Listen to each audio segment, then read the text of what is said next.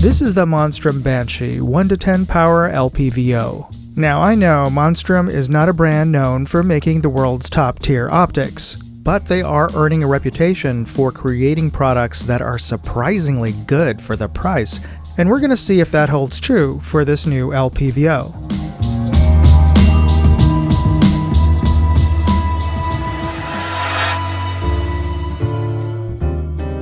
Alright, we're going to start with finding out what you get when you purchase the product, and then we'll take a look at the features of the scope in greater detail, then take it out for some testing. But rather than start with a clumsy fumbling with the packaging, I'm just going to show you what you get in the box. So, there you go. This is the new Monstrum Banshee LPVO. This is a second focal plane LPVO that I get a chance to see their Monstrum's new Banshee line at SHOT Show this year, and I want to thank Monstrum for sending this out to me. But this is the new 1 to 10 by 24 version of the Banshee, which they did not have available because it wasn't released yet at SHOT Show. So this is actually my first time actually getting a chance to see this, as well as getting hands-on with it, which is what we're going to do today.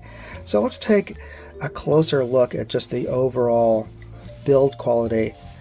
Looks good, no blemishes, no noticeable faults in construction that I can see. Now this bears a very strong resemblance to their Spectre, which I reviewed recently, but there are some slight changes. For one, this is now an debossed logo, a stamped logo on to the tube, whereas the Spectre was printed.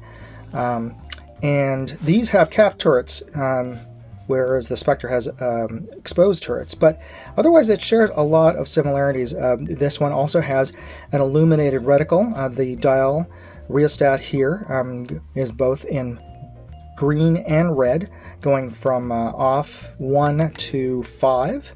And if this matches the Spectre, this will be daylight bright, but we'll get a chance to see that in person through the lens when we get it out to the range. And it does come with pop-up, flip-up lens caps.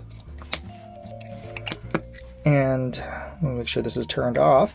And it does, it's powered by a single CR2032 coin battery, which it came with, and I just put that in to test out, so that's working properly. But let's take a look at these turrets here, taking off these caps. And yeah, these are resettable, and these are half an MOA per click. And let's just listen to those. Oh, nice. Yeah, quite audible and tactile positive. Just a little bit of wiggle, but not slop, because these are definite clicks. And a little bit off on the alignment there, but not too bad. Certainly better, more aligned than the Spectre that I tested out. But yeah, let's listen to the windage here. Also nice and audible and tactile positive.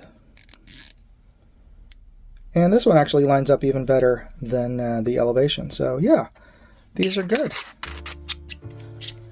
And this is a 30mm tube. And let's feel that. Ah, yes. This is actually very smooth. I know you can hear, it's not rubbing.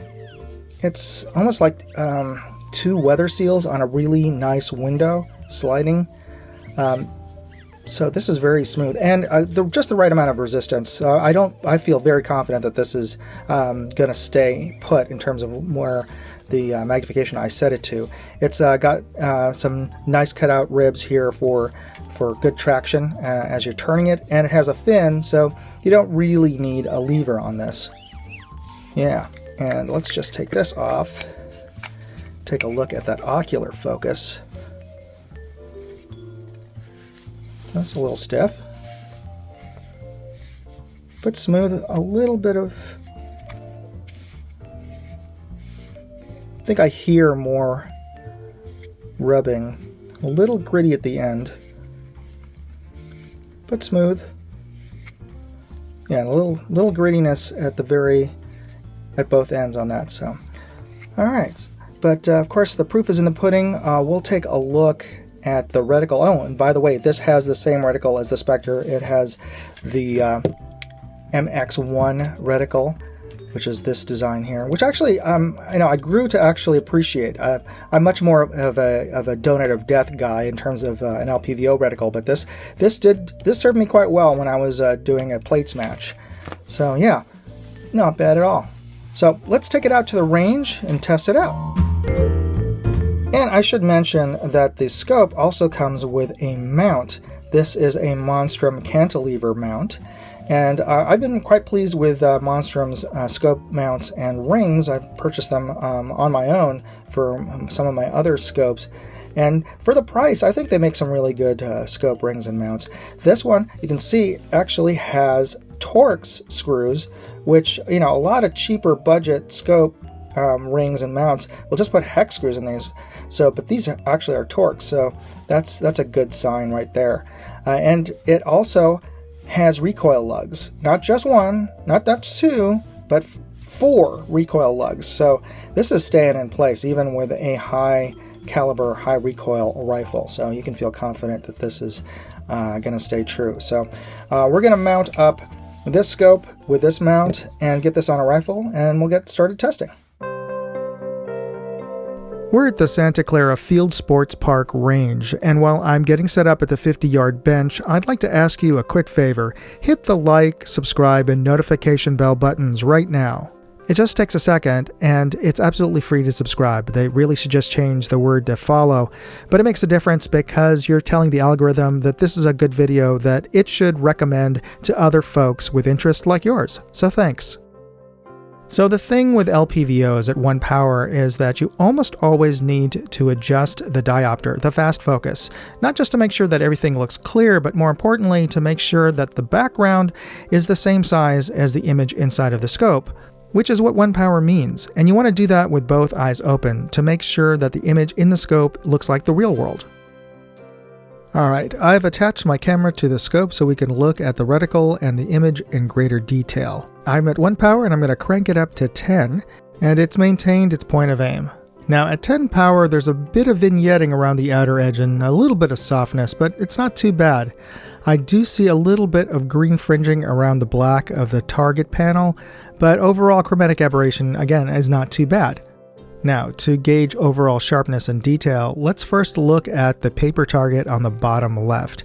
Now, it's easy enough to catch the 2 shots on the reactive sticker target on the center, but I can also make out 3 additional holes below that sticker target on paper, and these are .22 caliber holes. Next, let's take a look at the US Air Force optical resolution chart on the bottom right. I can clearly make out the horizontal and vertical lines down to about element 2 in group -1, which is pretty good. Now bear in mind that if you're comparing this video to my other scope review videos, typically I review higher power optics, so I set up those reference targets at 100 yards. Whereas this is a low power variable optic, I set up my LPVO tests at 50 yards. Next, let's take a look at the reticle illumination. Turning on 1, 2, 3, 4, 5, and I'll put my hand in front so you can see it more clearly. There you go. And now let's put on green, off 1, 2, 3, 4, and 5.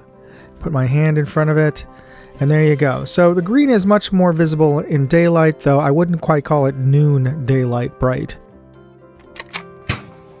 Now, I didn't get a chance to test the scope under time pressure like I did with the Monstrum Spectre in a steel plates match, but overall I found their performance to be nearly identical in terms of speed of acquiring and lining up my targets.